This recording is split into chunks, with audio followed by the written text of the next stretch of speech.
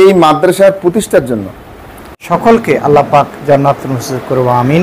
চট্টগ্রামের ঐতিহ্যবাহী দ্বীনী শিক্ষা নিকেতন রাউজান পূর্ব গুজরা মোহাম্মদিয়া সিনিয়র মাদ্রাসার পরিচালনা কমিটির সভাপতি বরণ অনুষ্ঠান ও মতবিনিময় সভা ২৭ জুলাই রবিবার দুপুরে মাদ্রাসা মিলনায়তনে অনুষ্ঠিত হয়েছে।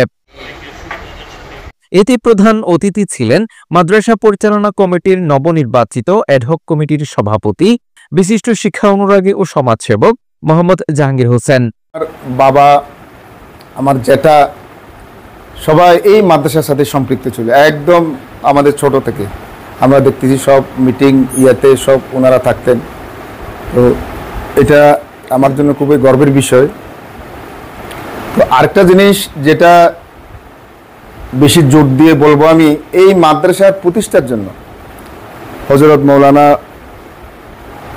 আব্দুর রহিম রহমতুল্লাহ আলাই উনি যখন উদ্যোগ নিয়েছিলেন এই মাদ্রাসা প্রতিষ্ঠা করার জন্য, এটা আমি আমার আব্বাজান থেকে শুনেছি।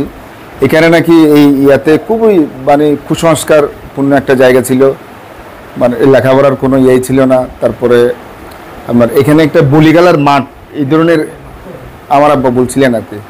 উনি বলে যে না, এখানে একটা সংস্কার করতে হবে, একটা মাদ্রাসা। অনেক চড়াই উতরাই পার হয়ে অনেক কষ্টের বিনিময়ে উনি এখানে এই মাদ্রাসাটা প্রতিষ্ঠা করার জন্য উদ্যোগ নিয়েছিলেন। ওনার সাথে এই মাদ্রাসার উত্তর, দক্ষিণ, পূর্ব, পশ্চিম অনেক আলোকিত মানুষ ওনাকে সাহায্য সহযোগিতা করেছিলেন এটা প্রতিষ্ঠা করার জন্য। এবং আল্লাহর রহমতে আজকে এই পর্যায়ে আসছে। আমরা আল্লাহর কাছে দোয়া করি ওনাদেরকে জান্নাত আল্লাহ যেন নসিব করেন। মাদ্রাসার অধ্যক্ষ সৈয়দ মোহাম্মদ আবু মুস্তাক আল কাদেরীর সভাপতিত্বে বিশেষ অতিথি ছিলেন মাদ্রাসা পরিচালনা কমিটির অভিভাবক সদস্য ইলিয়াস তালুকদার, শিক্ষক প্রতিনিধি নাসির উদ্দিন, মাদ্রাসার উপাধ্যক্ষ মাওলানা মিজানুর রহমান, জেবুন নেসা, মাওলানা নজরুল ইসলাম, মোহাম্মদ মেহেরাজউদ্দিন রায়হান, মাওলানা মাহবুবুল আলম, মাওলানা হারুন আশরাফি, মাওলানা আলমগীর হোসাইন, কাজী দিদারুল আলম, জহির উদ্দিন, জয়নুল আবেদিন, রাশেদা নূর, কারি মোহাম্মদ ইলিয়াস, আমাতুন নূর, মাওলানা সালামত রেজা কাদেরী, মাওলানা সাইফুল ইসলাম সহ আর অনেকেই। 1948 ইংরেজি স্থাপিত দ্বীনী প্রতিষ্ঠান, যে সমস্ত মুরব্বী হিতাকাঙ্ক্ষী এই প্রতিষ্ঠান আশিক রসুল্লাহ প্রতিষ্ঠা করেছেন, আমি তাদেরকে শ্রদ্ধার সাথে স্মরণ করছি। আমার আব্বা হুজুর হযরত মৌলানা আব্দুর রহিম রহমতুল্লাহ আলাইহির আহ্বানে যারা এই প্রতিষ্ঠানে সহযোগিতা করেছেন, যারা কবরবাসী হয়েছেন, সকলকে আল্লাহ পাক জান্নাতুল নসিব করুন, আমিন।